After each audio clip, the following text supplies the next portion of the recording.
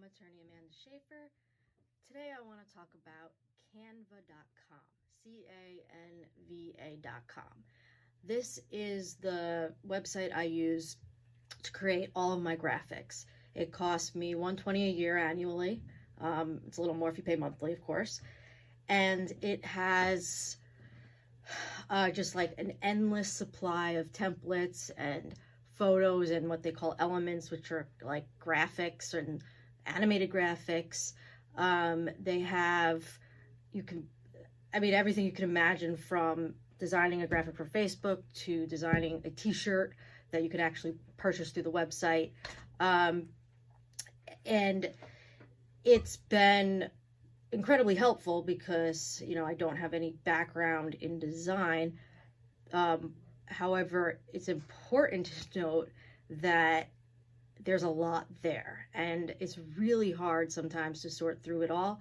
Like even for text, like if you're just picking which text to use, there's, I don't know, I gotta say over 100 different types of text you could use.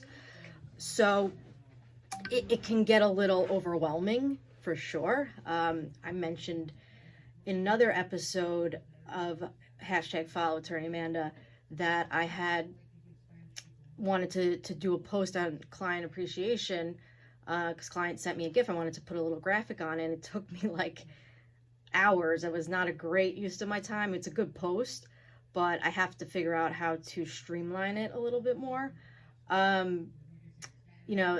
I know if you hire someone to do it, they can use the program too, which eventually is where I think this will head.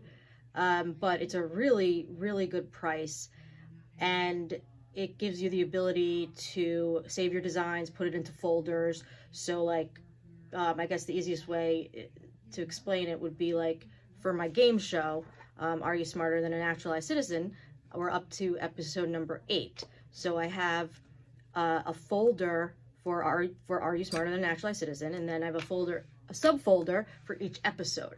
And what this allows me to do is that when I have to do a new episode, I copy a folder, and then I just go in and I change it, and then I keep all the past ones that I have. So this is important because if, one of the things I have to change each time for each show is the states that people live in, because it's one of the questions, like there's a few questions about where you live, like who's your senator, representative, capital of your state. So instead of having to redo those graphics every single time, I can go back and I'll name the folder on my computer like New York plus California. And then if I have someone in a future episode from New York, California, I go to that one, and it'll save me, a nice amount of time at least. So it's important whenever you're doing something that, especially like, because if I'm looking at my folder right now, just my marketing folder alone, like there's like 15 different categories, and they're not even organized that well. So it's really important to have the organization so that when you want to repeat things, want to reuse things, it's easy to find. I've had this problem a lot. Not the best at organizing. It's something I have to do better with. It's partly about naming what you name your files, what you name your folders, so you can find it easily, and then of course how you organize everything. So if you can get a good hold on that, you're in much better shape, and Canva helps you with that.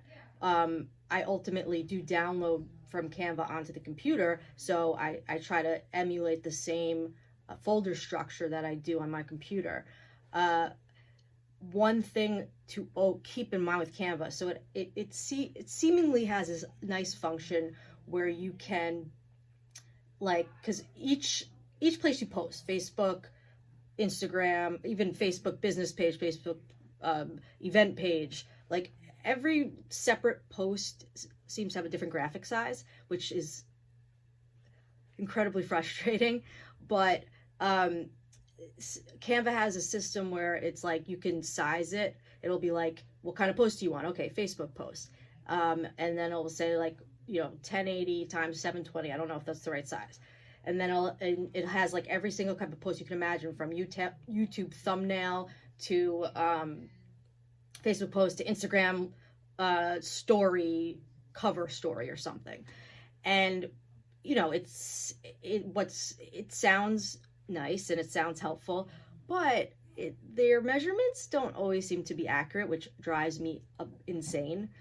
Because if it could just resize it properly, and then when you do resize it, not everything resizes. You have to go back in there and fix it all up. So it takes a lot of extra time, and you got to keep that in mind, because for a while I was kind of posting it blindly, thinking, all right, it'll resize it, it'll be the right size. If I'm saying I'm doing an Instagram post, it'll be an Instagram post size. But it turns out that doesn't really happen. So you have to be careful. You have to play around with it.